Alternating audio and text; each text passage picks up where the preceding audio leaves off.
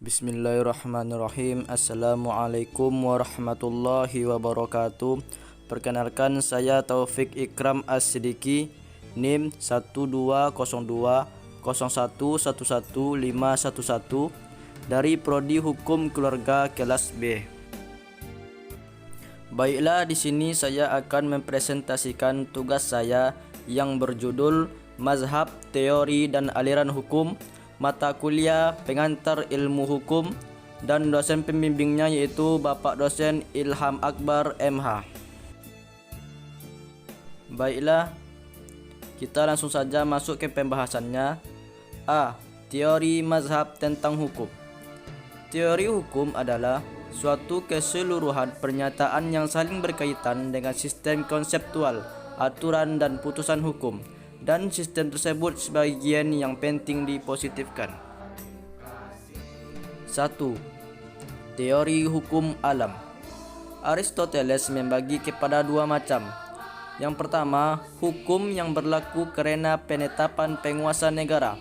Yang kedua, hukum yang tidak bergantung dari pandangan manusia tentang baik buruknya hukum yang asli. Berhubungan dengan pendapat Aristoteles, hukum alam itu adalah hukum yang oleh orang-orang berpikiran sehat dirasakan sebagai selaras dengan kodrat alam. Sedangkan menurut Thomas von Aquino memuat dua macam asas, yaitu yang pertama asas umum, principia prima, yaitu asas-asas yang sendirinya dimiliki oleh manusia yang sejak lahir dan mutlak diterima. Yang kedua, asas yang diturunkan dari asas umum, principia secundaria, yaitu tafsir prima yang dilakukan manusia. Apabila tafsir itu buruk, maka manusia akan menjadi sesat. Dengan kaitan hal tersebut, ia membagi 4 macam golongan hukum. Yang pertama, hukum abadi atau lex externa. Yang kedua, hukum ketuhanan atau lex divina. Yang ketiga, hukum alam atau lex naturalis. Dan yang keempat, hukum positif. 2. Teori sejarah. Von Savigny berpendapat bahwa hukum itu harus dipandang sebagai suatu penjelmaan jiwa atau rohani suatu bangsa. Selalu ada hubungannya antara hukum dengan kepribadian bangsa. Menurut pendapat tersebut, jelaslah hukum itu merupakan suatu rangkaian kesatuan yang tidak dapat dipisahkan dari sejarah suatu bangsa.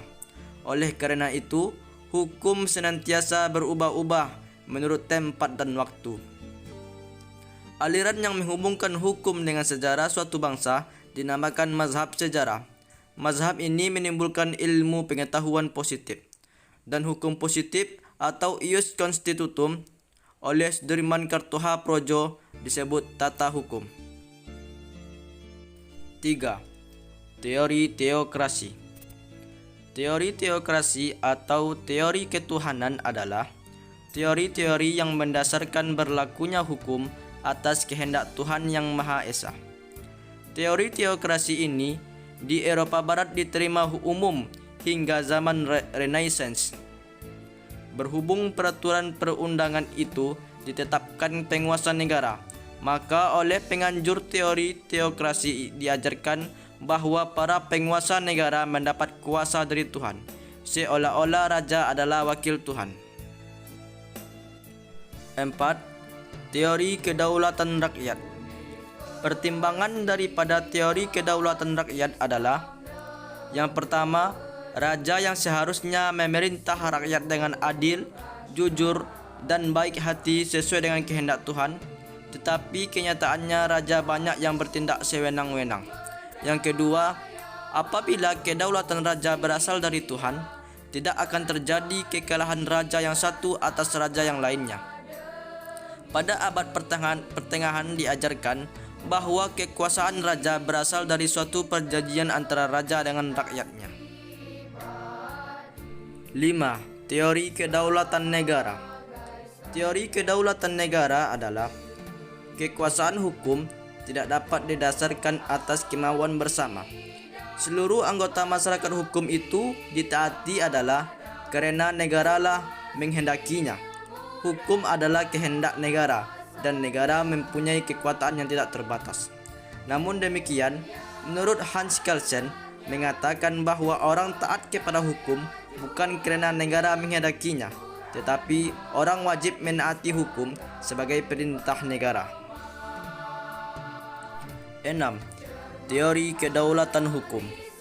Hukum itu ada karena anggota masyarakat mempunyai perasaan bagaimana seharusnya hukum itu. Hanyalah kaidah yang timbul dari perasaan hukum anggota masyarakat mempunyai kewibawaan atau kekuasaan. Teori kedaulatan negara ini muncul pada abad ke-20.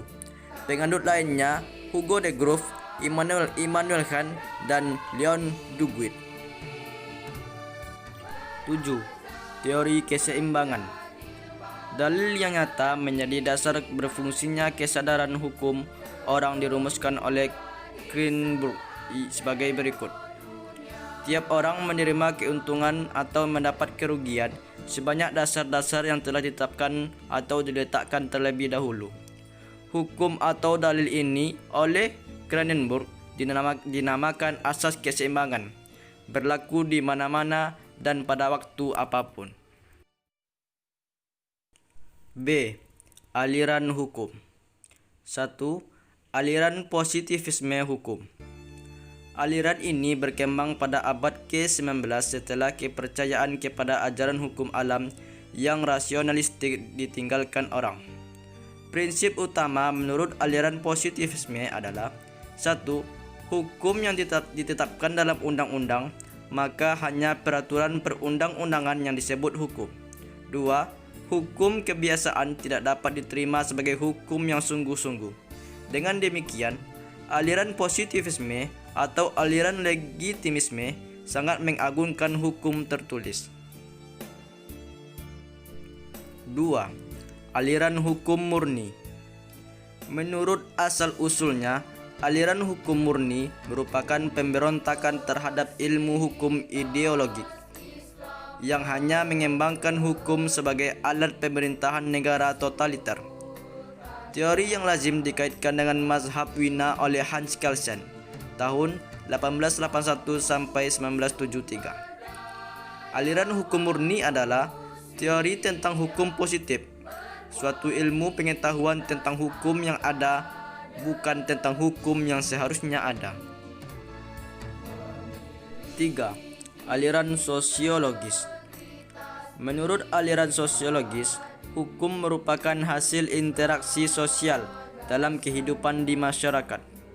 Hukum adalah gejala masyarakat, karenanya perkembangan hukum sesuai perkembangan masyarakat. Menurut Hammaker adalah bahwa hukum itu suatu himpunan peraturan-peraturan yang menunjuk kebiasaan orang dalam pergaulannya dengan orang lain di dalam masyarakat itu, dan menurut aliran sosiologis, hukum tidak perlu diciptakan oleh negara.